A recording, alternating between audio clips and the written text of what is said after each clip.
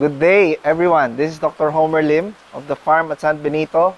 I'm the medical director for the next month of February, the month of the hearts. We would like to share with you some tips for this Valentine period, the top 5 health tips for those who have heart issues. Number 1, we have to be sure that we exercise. All you need at least 30 minutes of an increase of your heart rate. At the same time, you do some movement. That is already a very good way of improving your heart function.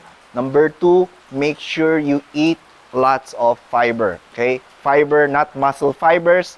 Vegetables, more fruits. That also helps lower your cholesterol, improve your sugar control.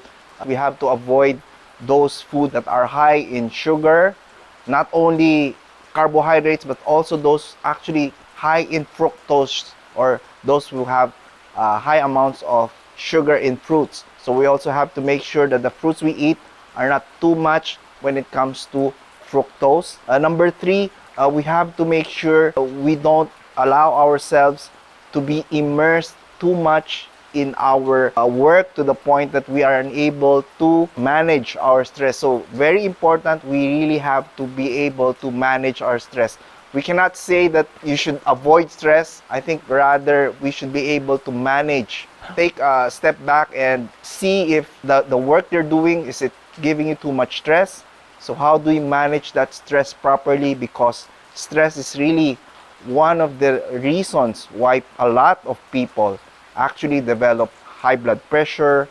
Later on, they will develop strokes and heart attacks. So it's very important to manage our stress. So number 4 heart health tip, you need to be able to do some sort of meditation, because meditation actually helps improve and lower actually your heart rate. So in people who have very stressful situation, a form of meditation, it could be 5 minutes, 10 minutes.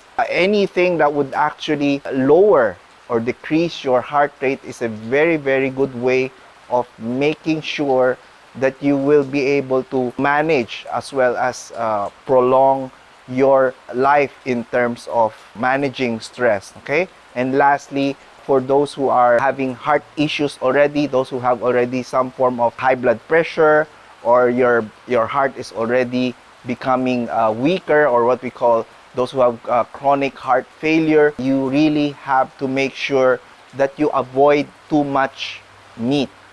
A lot of people are, even if they already have high blood pressure, as well as those who have chronic heart failure, if you eat too much meat, too much high in salt as well as sugar, that really puts more pressure or puts more stress on the action of the heart trying to work, because you also need blood circulation. So if you eat too much of those high protein that is from meat, if you eat also a lot of food that is high in salt, then your heart actually would need to work harder to, number 1, digest. Number 2, the salt will try to absorb more water into your body. Therefore, your heart will have to pump extra hard to keep the blood flowing in the body. So these are our top 5 health tips for those who would like to prevent to have issues later on in life. And of course, here at the farm, we have programs such as our heart health program,